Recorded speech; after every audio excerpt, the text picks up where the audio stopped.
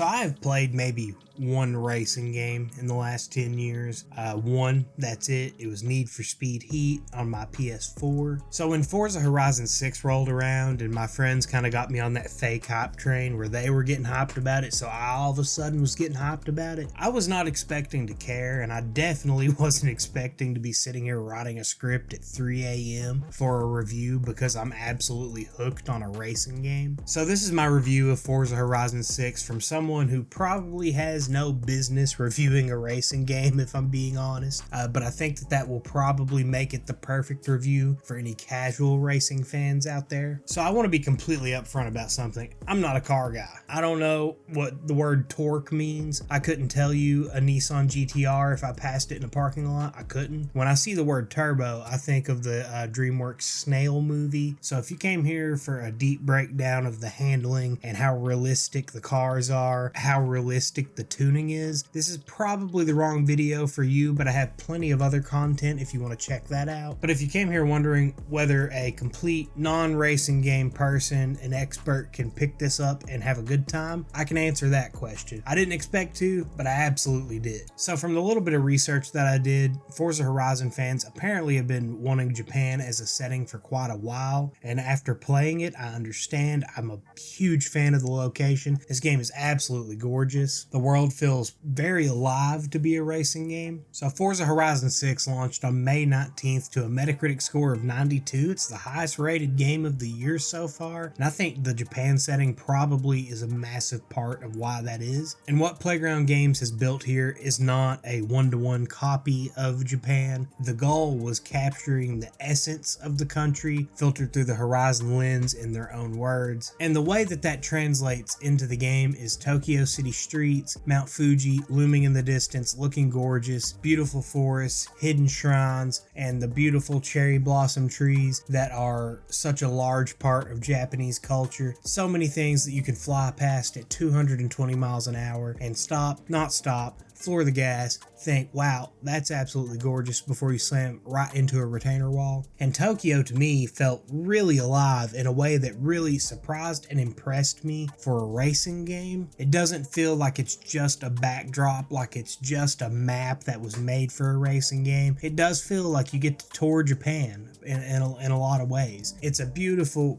beautiful game, and I say that as someone who wasn't really paying a lot of attention to the visuals because all of my brain power has to go into being focused on not crashing. So this game has over 550 cars at launch, and I believe they've already added more. There was something called the Car Pass, and there was a welcome pack. There were plenty of microtransactions. I don't know most of them. I have no kind of attachment to them, but I still was spending a ridiculous amount of time scrolling through the auto show shop. All right, I got to pull up my phone for this part. The cover car is the 2025 Toyota GR-GT prototype. It's the car that the game opens with, and it's a perfect first impression for me anyway. But the real fire of this car roster, given the Japan setting, is the JDM Legends, which I just this week learned is the Japanese domestic market. You learn something every day in one of my videos. Educational channel here. Cars like the Nissan GTR, the Mazda MX-5, Subaru WRX, the Toyota Supra. Cars that even I, a man who last cared about cars when he was watching Fast and Furious in middle school, at least recognized the name. And then on the other end of the spectrum, in your variety, you do have the European cars, American muscle cars, the classics. The variety, as a casual player, was a little overwhelming at first, but even if you have no idea what you're looking at technically, you can feel the difference between them with the weight and the handling, the sound. That was a big part of it for me. It made it really fun with the way that I was constantly unlocking things. But we're actually going to use that as a segue into the sound design because I do need to spend a moment here. I don't know what a Nissan GTR sounds like in real life. I've never been near one, I don't think. But whatever Playground Games did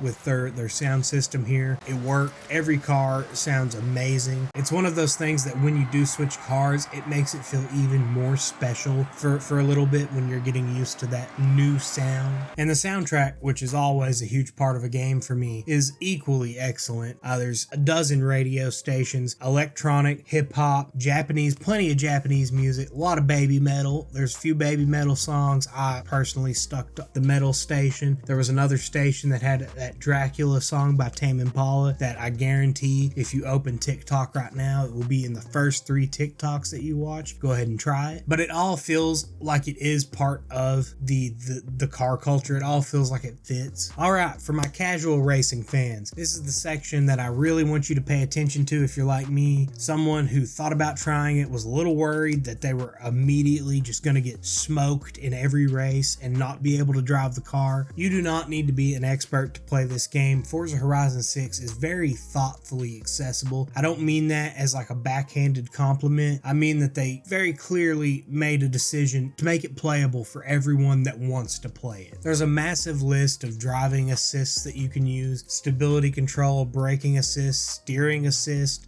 You can dial everything up and down depending on how you need it or how you want it. There is even an option, and this is very hotly debated online, you can have auto drive on. I don't recommend that for the racing because then what's the point of the game? But you know, if there's a objective on the other end of the map and you just want to turn on auto drive while you go grab a drink or something, you can come back and you're already halfway there. I was having a lot more fun not spinning out every 30 seconds. It felt like a reasonable trade to me. There's also the rewind feature. You can rewind a few seconds after you crash, pull it back, try the corner again. The feature that impressed me the most when it comes to this though, and I think it's a brilliant thing, I don't know how many games it's been in so far, is the community tuning system. You can browse and download car setups built by other players, which means if you have no idea how to tune a car, and I truly do not know how to tune a car, you can just find one from someone that does know how to do it, copy it, and compete with a properly configured vehicle. It's not a small thing. In most racing games that I've played, if you don't understand the technical side of the cars, you are permanently just at a disadvantage until you learn those things. I'll be honest, it's not something that I'm gonna play for the entire year, so that's not something I'm gonna take time out of my day to learn. I thought that was a big win for the casual racing fans. I really appreciated that they had that in there. I was lost when I looked at the manual tuning screen. I had no idea. I had no idea what to do, what would improve my car. This handles that entirely. It's really smart and generous,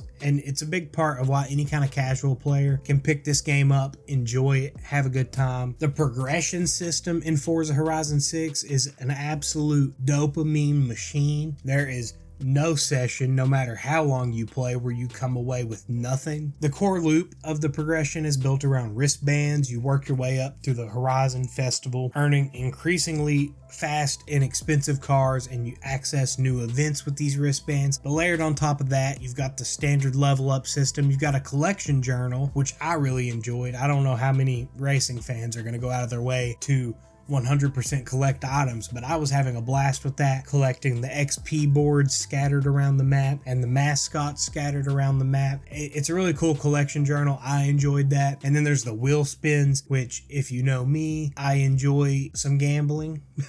Watching the wheel spin and just slightly rolling past that legendary item just so you can get 5,000 credits instead. It makes you want to put a hole through your monitor, but it also makes you not be able to put the controller down so you can spin it one more time at least before you go to bed. And every time you spin it, your brain just goes, yes, very good, very good. And every few races, you get another wheel spin. It's Skinner box psychology dressed as a Lamborghini, and I'm completely and utterly powerless against that. The pace of progression here is really fast, like really noticeably fast. And for a casual player, that's great. You're never grinding, you're never bored, you're absolutely always progressing and moving forward. But honestly, I can see how for a hardcore player who wants the long-term game and is going to play this regularly until the next game comes out, I can see how that might turn into a problem. Burning through all the content in a couple of weeks probably be pretty frustrating for any hardcore players that are watching. But the flip side is that there's a pretty extensive online mode. I believe it's called Horizon Play. There's multiple modes. I didn't really get into it because I'm not a big competitive online gamer, but that would extend the life significantly. But if you're just a single player